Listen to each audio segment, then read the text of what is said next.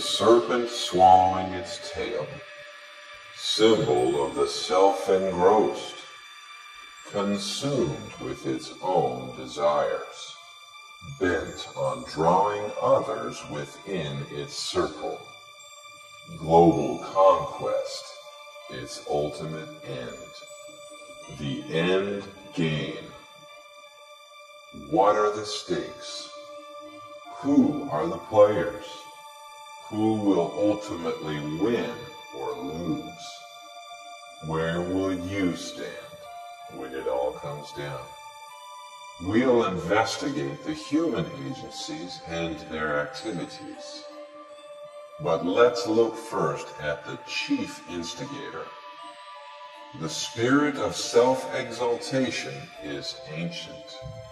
In fact, it existed before this planet ever came into being. There was war in heaven. Michael and his angels fought against the dragon. For thou hast said in thine heart, I will ascend into heaven, I will exalt my throne above the angels of God. I will sit also upon the mount of the congregation. I will be like the Most High. A created being wanted to be God, but there could be only one God, and so Satan undertook a violent overthrow of heaven. The dragon fought and his angels and prevailed not. Neither was their place found any more in heaven, and the great dragon was cast out, that old serpent called the devil and Satan, which deceiveth the whole world. How art thou fallen from heaven, O Lucifer, son of the morning? How art thou cut down to the ground, which did weaken the nations? The serpent tempted mankind in the beginning with the same weakness for self-exaltation by which he also was corrupted. If they would just defy the authority of God, Satan promised, then shall your eyes be opened, and ye shall be as gods. So fallen men and women came to see themselves as gods. For example, the pharaohs of Egypt were revered as gods, but they themselves worshipped Ra, the sun god. Ra is portrayed with a serpent surrounding the sun. Historian Alexander Hislop explains, as the sun was the great enlightener of the physical world, so the serpent was held to have been the great enlightener of the spiritual world. The world is brought to you by Lucent Technologies, says National Public Radio. Lucifer would like us to believe he could give us the world. Lucent Technologies claim their sun serpent logo represents eternal truth.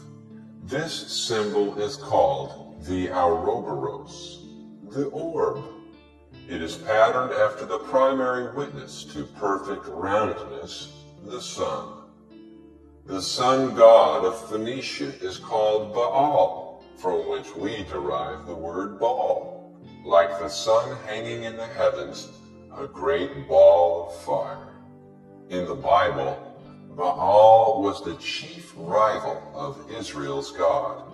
In Deuteronomy 17:3, those who worship the sun are contrasted with those who keep the commandments of God.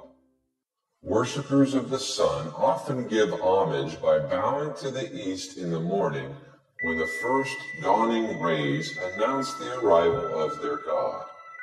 For this reason, the Israelite temple was aligned to the west, as the Lord designed to break them of this idolatrous practice. Even so, Israel's priests sometimes secretly held to their superstitions.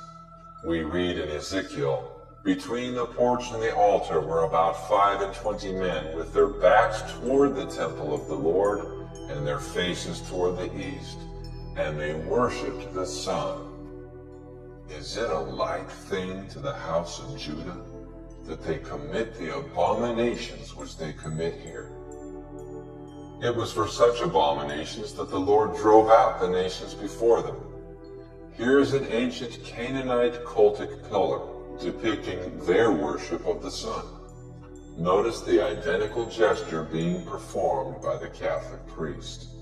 His church depicts this object of their worship as occupying the place of the sun. Here again, the practice of idolatry has been mingled with the worship of the true God. This is a receptacle for the Catholic communion wafer, which is set in the middle of a sun blaze. They call this device a monstrance, fitting name for this monstrosity. But the Roman Church, who also holds men to be gods, makes no apologies for adopting the serpent's symbol. The sun was a foremost god with heathendom, quotes Catholic World magazine. There is in truth something royal, kingly about the sun, making it a fit emblem of Jesus, end quote. Friends, there is in truth, that is God's word, much to the contrary. But the Church of Rome does not regard the Bible as authoritative.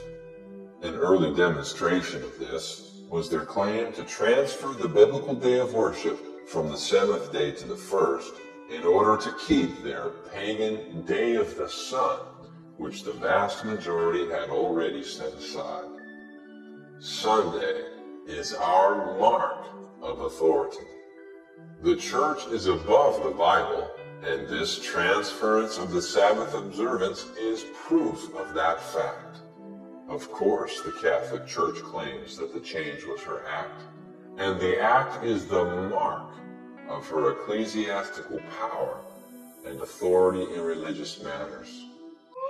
The mark of the beast, the end game of the apocalypse,